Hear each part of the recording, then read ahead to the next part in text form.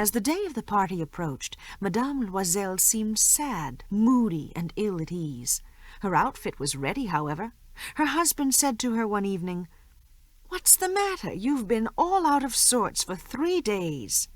And she answered, "It's embarrassing not to have a jewel or a gem, nothing to wear on my dress. I'll look like a pauper. I'd almost rather not go to that party." He answered, "Why not wear some flowers? Oh, they're very fashionable this season. For 10 francs you can get 2 or 3 gorgeous roses." She wasn't at all convinced. No, there's nothing more humiliating than to look poor among a lot of rich women. But her husband exclaimed, "My, but you're silly. Go see your friend Madame Forestier and ask her to lend you some jewelry. You and she know each other well enough for you to do that." She gave a cry of joy. "Why, that's so! I hadn't thought of it." The next day she paid her friend a visit and told her of her predicament. Madame Forestier went toward a large closet with mirrored doors, took out a large jewel box, brought it over, opened it, and said to Madame Loisel, "Pick something out, my dear." At first her eyes noted some bracelets, then a pearl necklace, then a Venetian cross, gold and gems of marvelous workmanship. She tried on these adornments in front of the mirror, but hesitated, unable to decide which to part with and put back. She kept on asking, "Haven't you something else?" "Oh, yes, keep on looking. I don't know just what you like." All at once she found in a black satin box a superb diamond necklace, and her pulse beat faster with longing. Her hands trembled as she took it up. Clasping it around her throat outside her high-necked dress, she stood in ecstasy looking at her reflection. Then she asked, hesitatingly, pleading, "Could I borrow that, just that, and nothing else?" "Why, of course!" She threw her arms around her friend, kissed her warmly, and fled with her treasure.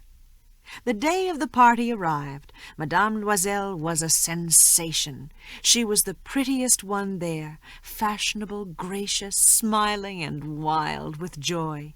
All the men turned to look at her, asked who she was, begged to be introduced. All the cabinet officials wanted to waltz with her. The minister took notice of her. She danced madly, wildly, drunk with pleasure, giving no thought to anything in the triumph of her beauty, the pride of her success, in a kind of happy cloud composed of all the adulation, of all the admiring glances, of all the awakened longings, of a sense of complete victory that is so sweet to a woman's heart. She left around 4 o'clock in the morning. Her husband, since midnight, had been dozing in a small empty sitting room with 3 other gentlemen whose wives were having too good a time. He threw over her shoulders the wraps he had brought for going home, modest garments of everyday life whose shabbiness clashed with the stylishness of her evening clothes. She felt this and longed to escape, unseen by the other women who were draped in expensive furs. Loisel held her back. "Hold on, you'll catch cold outside. I'll call a cab." But she wouldn't listen to him and went rapidly down the stairs. When they were on the street, they didn't find a carriage, and they set out to hunt for one, hailing drivers whom they saw going by at a distance. They walked toward the Seine, disconsolate and shivering. Finally, on the docks, they found one of those carriages that one sees in Paris only after nightfall, as if they were ashamed to show their drabness during daylight hours. It dropped them at their door, in the Rue des Martyrs, and they climbed wearily up to their apartment. For her, it was all over. For him, there was the thought that he would have to be at the ministry at 10 o'clock. Before the mirror, she let the wraps fall from her shoulders to see herself once again in all her glory. Suddenly she gave a cry. The necklace was gone. Her husband, already half undressed, said, "What's the trouble?" She turned toward him despairingly. I don't have Madame Forestier's necklace." "What? You can't mean it. It's impossible." They hunted everywhere, through the folds of the dress, through the folds of the coat, in the pockets. They found nothing. He asked, "Are you sure you had it when leaving the dance?" Yes, I felt it when I was in the hall of the ministry. But if you'd lost it on the street, we'd have heard it drop. It must be in the cab. Yes, quite likely. Did you get its number? No. Didn't you notice it either? No. They looked at each other aghast. Finally, Loisel got dressed again. "I'll retrace our steps on foot," he said, "to see if I can find it." And he went out. She remained in her evening clothes, without the strength to go to bed, slumped in a chair in the unheated room, her mind a blank. Her husband came in about 7 o'clock. He had had no luck. He went to the police station, to the newspapers to post a reward, to the cab companies, everywhere the slightest hope drove him. That evening Loisel returned, pale, his face lined. Still he had learned nothing. "We'll have to write your friend," he said, "to tell her you have broken the catch and are having it repaired. That will give us a little time to turn around." She wrote to his dictation. At the end of a week, they had given up all hope. And Loisel, looking 5 years older, declared, "We must take steps to replace that piece of jewelry." The next day they took the case to the jeweler whose name they found inside. He consulted his records. "I didn't sell that necklace, madame," he said. "I only supplied the case." Then they went from one jeweler to another, hunting for a similar necklace, going over their recollections, both sick with despair and anxiety. They found in a shop in Palais Royal a string of diamonds which seemed exactly like the one they were seeking. It was priced at 40,000 francs. They could get it for 36. They asked the jeweler to hold it for them for 3 days, and they reached an agreement that he would take it back for 34,000 if the lost one was found before the end of February. Loisel had 18,000 francs he had inherited from his father. He would borrow the rest. He went about raising the money, asking 1,000 francs from one, 400 from another, 100 here, 60 there. He signed notes, made ruinous deals, did business with loan sharks, ran the whole gamut of money-lenders. He compromised the rest of his life, risked his signature without knowing if he'd be able to honor it, and then, terrified by the outlook for the future, by the blackness of despair about to close around him, by the prospect of all the privations of the body and tortures of the spirit, he went to claim the new necklace with the 36,000 francs which he placed on the counter of the shopkeeper. When Madame Loisel took the necklace back, Madame Forestier said to her frostily, "You should have brought it back sooner. I might have needed it." She didn't open the case, an action her friend was afraid of. If she had noticed the substitution, what would she have thought? What would she have said? Would she have thought her a thief? Madame Loisel experienced the horrible life the needy live. She played her part, however, with sudden heroism. That frightful debt had to be paid. She would pay it. She dismissed her maid. They rented a garret under the eaves. She learned to do the heavy housework, to perform the hateful duties of cooking.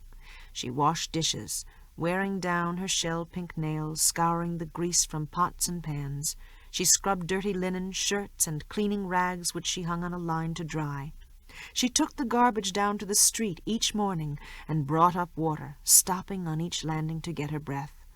And, clad like a peasant woman, basket on arm, guarding sou by sou her scanty allowance, she bargained with the fruit dealers, the grocer, the butcher, and was insulted by them. Each month notes had to be paid, and others renewed to give more time. Her husband labored evenings to balance a tradesman's accounts, and at night often he copied documents at 5 sous a page. And this went on for 10 years. Finally, all was paid back. Everything, including the exorbitant rates of the loan sharks and accumulated compound interest. Madame Loisel appeared an old woman now. She became heavy, rough, harsh, like one of the poor, her hair untended, her skirts askew, her hands red, her voice shrill. She even slopped water on her floors and scrubbed them herself. But sometimes, while her husband was at work, she would sit near the window and think of that long-ago evening when, at the dance, She had been so beautiful and admired. What would have happened if she had not lost that necklace? Who knows? Who can say? How strange and unpredictable life is. How little there is between happiness and misery. Then one Sunday, when she had gone for a walk on the Champs-Élysées to relax a bit from the week's labors, she suddenly noticed a woman strolling with a child. It was Madame Forestier, still young-looking, still beautiful, still charming. Madame Loisel felt a rush of emotion. Should she speak to her? Of course. And now that everything was paid off, she would tell her the whole story. Why not? She went toward her. "Hello, Jeanne." The other, not recognizing her, showed astonishment at being spoken to so familiarly by this common person. She stammered, "But, Madame, I don't recognize it. Oh, you must be mistaken. No, I'm Mathilde Loisel." Her friend gave a cry. "Oh, my poor Mathilde, how you've changed." "Yes, I've had a hard time since last seeing you, and plenty of misfortunes, and all on account of you." "Of me? How do you mean?" "Do you remember that diamond necklace you loaned me to wear to the dance at the Ministry?" "Well, yes, but what about it?" "Well, I lost it." "You lost it? But you returned it." "I brought you another just like it, and we've been paying for it for 10 years now. You can imagine that wasn't easy for us who had nothing. Well, it's over now, and I am glad of it." Madame Forestier stopped short. "You mean to say you bought a diamond necklace to replace mine?" "Yes, you never noticed then. They were quite alike." And she smiled with proud and simple joy. Madame Forestier, quite overcome, clasped her by the hands. "Oh, my poor Mathilde! But mine was only paste. Why, at most it was worth only 500 francs.